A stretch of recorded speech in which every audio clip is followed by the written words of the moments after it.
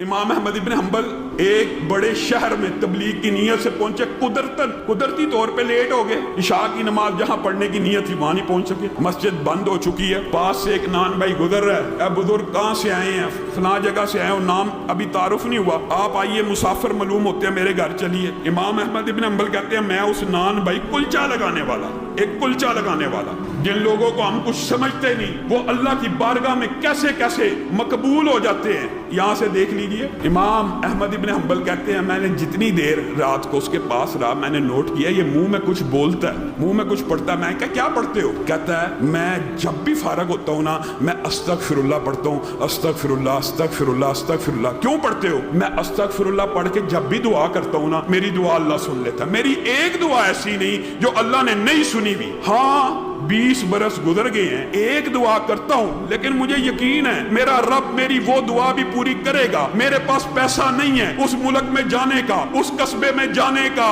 میں اللہ سے دعا کرتا ہوں موت سے پہلے امام احمد ابن حنبل کی زیارت کروا دی۔ امام احمد ابن حنبل رونا شروع ہو گئے، کہا اللہ نے، میں ہی امام احمد ابن حنبل ہوں، میرے کان سے پکڑ کر مجھے تیرے گھر میں پہنچا دی ہے۔ بتائیے انسان اللہ سے مانگ رہا ہے، جب اللہ سے مانگ رہا ہے تو کیا اس کو یہ وہم ہونا چاہیے اللہ نہیں سنے گا؟ یہ وہم دل سے نکالنا ہے، خلوص نیت سے۔ پھر دعا کی قبولیت کے اندر ایک جو بڑا سب سے بڑا فیکٹر ہے وہ یہ بھی ہے کہ انسان جتنا سچ بولنے والا ہوگا اتنی جلدی دعا، انسان کا رزق جتنا پکیزہ ہوگا اتنی جلدی دعا قبول ہوگی۔ اس کی دلیل کیا ہے؟ یہ بھی حدیث سے ثابت۔ نبی کریم صلی اللہ علیہ وسلم نے کہا ایک بندہ خانہ کعبہ کے اندر ہے، مسافر ہے، مسافر کی دعا قبول ہوتی ہے۔ جن لوگوں کی دعائیں قبول ہوتی ہیں نا، یہ بھی بات یاد رکھیں، موضوع اصل میں طویل، اپنی بات کو مختصر کرتا ہوں انشاءاللہ، اس کے بعد تراویح پڑھتے ہیں۔ جن لوگوں کی دعا قبول ہوتی ہے ان میں مسافر شامل ہے، ان میں مظلوم شامل ہے، ان میں اللہ کے فضل و کرم سے ہم روزے دار شامل ہیں۔ روزے دار کی پورے دن کی دعا قبول ہوتی ہے۔